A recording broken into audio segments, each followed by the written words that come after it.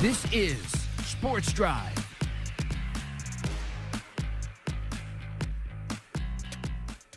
All right, welcome back into Sports Drive. Joining us now from TPSN, Mike Roden. And Mike, just a little more than a handful of teams left in the postseason from here in the Panhandle. It was a crazy week. A lot of results that we didn't necessarily expect. A lot of teams going down that we thought were going to make deep runs, and some teams picking up wins that you might not have thought were going to. Well, and that's the fun of high school football. And this time of the year, you just never know how it's going to go.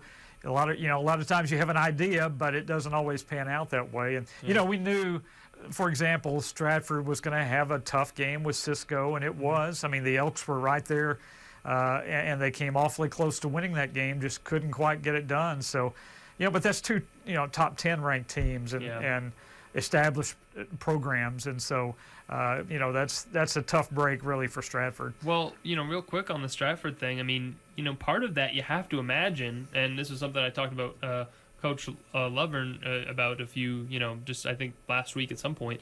They weren't able to practice very much all week long, if at all, because of how much snow they got there. And you wonder how much of a factor that played in, the result of the game, if they were able to practice a little more, if things would have been different. Yeah, and, that's one of the things schools downstate have luxury over us, is weather. And then a lot of, in the bigger classifications anyway, a lot of indoor facilities downstate that we don't have here in the Texas Panhandle area. So, I think it is a factor, and coaches will never admit that might have been a part of it. Yeah. But still, it's definitely a factor when it comes to this time of the year. You just never know what kind of weather you're going to come up with here in the Panhandle. Yeah, absolutely. And so, I think a lot of people thought Stratford was going to make a big run, but, maybe that I feel like things would have been differently, if they could have practiced. Well, and that whole region one of 2A Division I, it was loaded. I mean, there was some great teams, still are alive in that region. So, Stratford, no disgrace losing to Cisco. Broke their long losing streak, unfortunately, and I know they would have liked to have kept their season going for a little longer. They're not used to being out in the second round, for sure. Yeah. Well, and, another team that we should mention before we get into some of the games this week, Tascosa losing to Centennial. That one, we mentioned it all week long.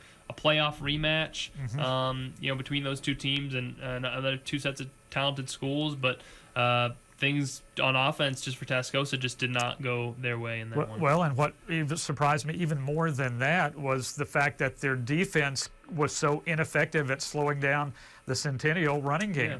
They just could not get them off the field, and they just had too many plays, too many possessions, and Tascosa was fighting uphill all day long, putting pressure on the offense. But they just hats off to Centennial. Yeah. They just outplayed Tascosa on both sides of the ball. And it's interesting that you talk about how they struggle with that offense because as Coach Plunk kind of highlighted, it's their offense. Similar, it's the same very offense, similar. And they go up against it in practice, weekly on a weekly basis, and so it is fascinating that they struggled the way they did with it, considering how familiar they might be with some of the concepts. Well, and we've talked all year long about the defensive stars for Tascosa, and they've got a lot of them. Right. But they just, on this day, were not the better team. Yeah, and it sounded like, we talk about those defensive stars based on, the kind of, we talked to Ruben, I think, a little bit when he was out at the game, and it didn't sound like Avion Carter was in one of the issues in that game. It sounded like he was playing well, and a lot of those stars playing well. It's just a few plays here or there that maybe get the best of you. But it is interesting, and you look at how well they played all season. And, I don't know. You kind of hear that thing coaches say sometimes of.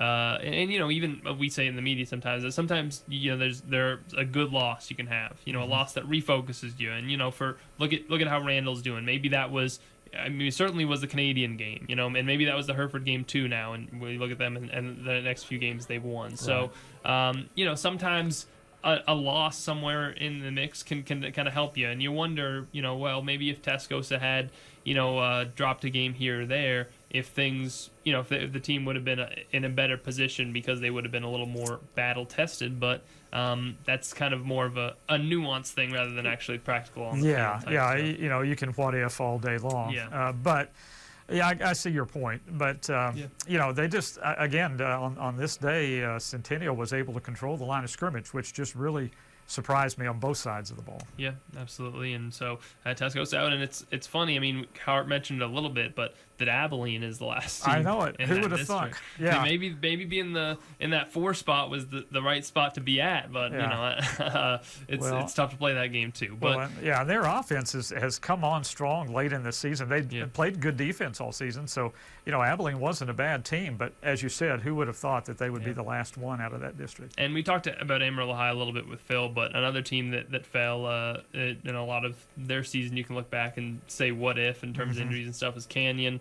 And their season going, you know, the way it did. And I do feel like, and you know, it's talking to people about it today, man. If they had Derek Clements healthy, then you know maybe it's a different story, because that he is one of the most talented players that you'll see around, especially at the quarterback position. But you know they have to make do without him, and a lot of those guys step up big for them, but ultimately, you know, fall in the second round, and still a great season. I feel like you get to the second round of the playoffs, you still feel good about it. Yeah, and Coach Winfrey got his first playoff victory there, and so, you know, it was a very successful season, and one that I know they'll remember a long time, just especially maybe the coaching staff, because of how they had to adjust after Clements went down with that injury, and how they did it pretty darn successfully.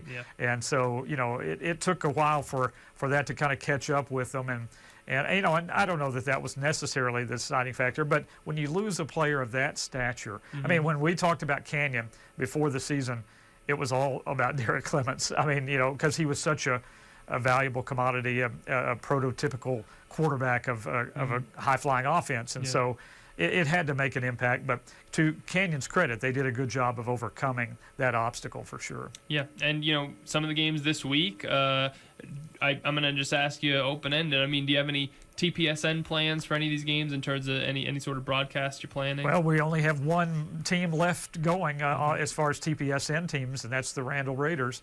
They managed to get past Estacado, which was a very entertaining game. I watched most of that contest, and it was a fun game, and Randall, it got a little close there in the fourth quarter, about midway through, when Randall fumbled, and then, of course, the very next play, Estacado fumbled it right back to them, and they were able to go on and take the victory. So, third round of the playoffs again for Randall. That seems like a broken record every year. Coach Selman gets this team, it seems like, to the third round of the playoffs. The question is, can they get over that hump of getting to the fourth round? And they'll have a tough opponent with Decatur, but you know, credit to Randall, last man standing among TPSN teams, and they've had an incredible season for sure. All right, real quick, 30 seconds or less. Just if you had to pick, who do you think has the best chance at making a deep run of the teams left? Wellington. I'm still going to stick with Wellington. Or maybe Happy, you know, as well, because I think Happy will beat Nazareth. But gosh, there's so many good teams in 1A Division I, and I think Wellington has Region I's not quite as strong as it has been in the past. Not saying that Wellington's not able to beat anybody, because they are, but I still like Wellington to go possibly all the way. All right, Mike Roden, TPSN. Stay tuned for the coverage of Randall this week. Mike, thanks so much for joining us. We'll talk to you again soon. We'll be right back to wrap things up on Sports Drive after the break.